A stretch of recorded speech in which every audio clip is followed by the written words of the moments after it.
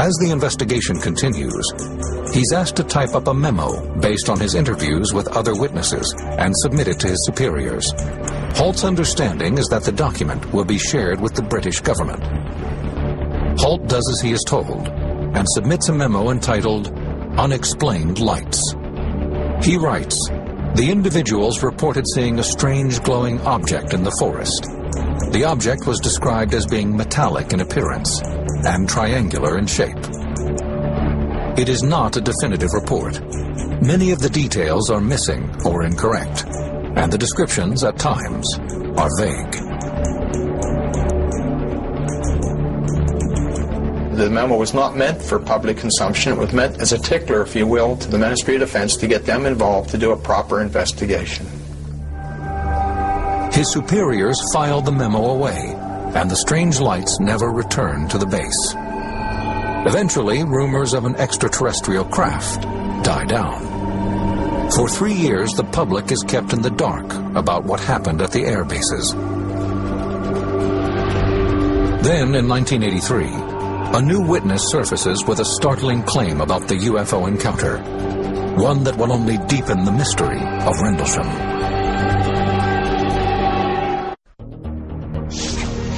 October 2nd, 1983. The British Sunday tabloid News of the World hits newsstands with the headline, "UFO lands in Suffolk," and that's official. The article claims that a mysterious craft, moving under intelligent control, invaded the skies above the Woodbridge Bentwaters air bases in late December 1980. But most intriguing is the offering of a piece of written evidence. An official U.S. Air Force memo confirming the alleged sightings. The document was written by one of the men who encountered the mysterious object, Deputy Base Commander Charles Holt.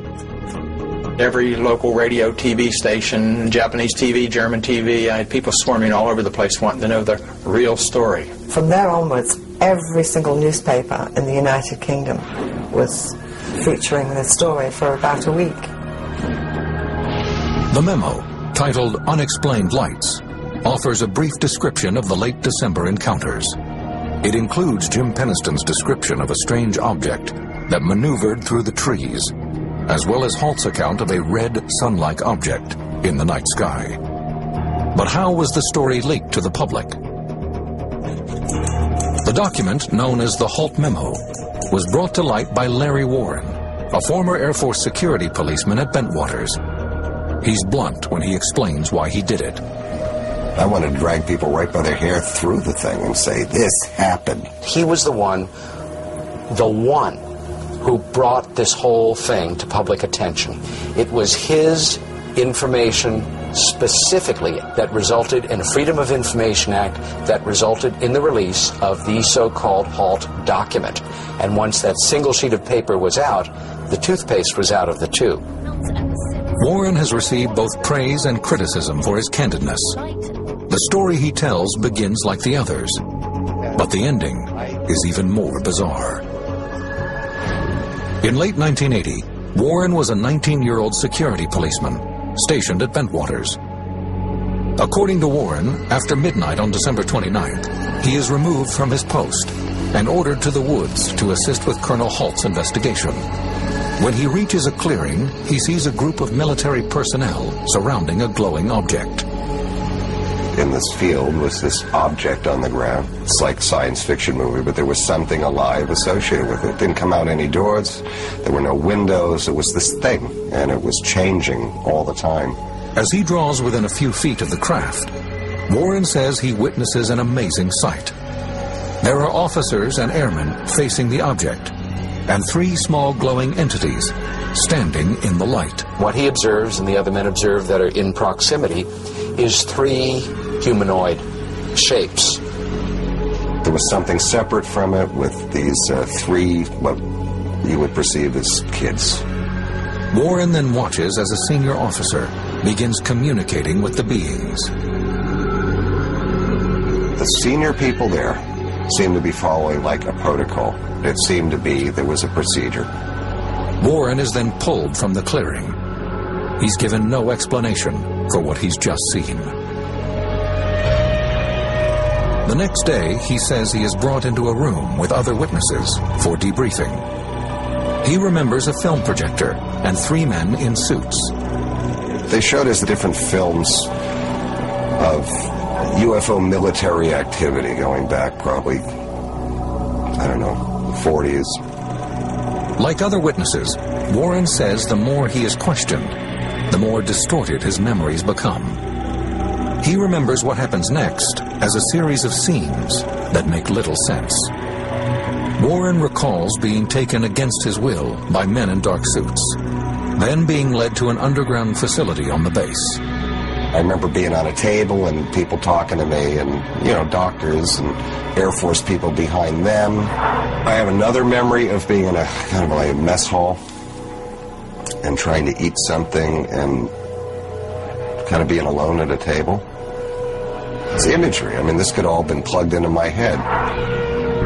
Warren says he isn't sure if what he remembers is real, or if these images were planted by military investigators in order to confuse him and distract him from what really occurred. After the Rendlesham story breaks, Warren's accusations infuriate other witnesses. These airmen and officers say they too want the truth revealed, but that Warren's story is anything but. It hurt the whole incident as far as this is something really did happen to us, but there's no way, the way he was describing it, what happened to us, and it wasn't fair to the people who were involved to have that kind of extreme stuff come out. Parts of his story do correspond with other eyewitness accounts. Warren, like Charles Halt and Jim Penniston, recalls seeing a glowing craft in the clearing of the Rendlesham Woods shortly after Christmas 1980. But Larry Warren is the only airman who claims he saw alien life forms. Another problem with Warren's version of events is that no one can remember seeing him in the woods on the night in question. Nobody ever recalls him being out there that night. I've talked to all the players and just about everybody that was on even the fringes, and nobody remembers seeing Larry Warren anywhere except around the base in training. Warren remains steadfast in his convictions. I've never lost a minute's sleep over my role in this. I've never intentionally misrepresented anything, lied, or tried to gain anything unfairly. The contradictions surrounding the Rendlesham case have proven frustrating for UFO researchers. While there are multiple credible witnesses, airmen trained to be good observers and remain calm under extreme circumstances, the discrepancies between their stories are difficult to ignore. In the years that follow, researchers struggle to unravel the mystery.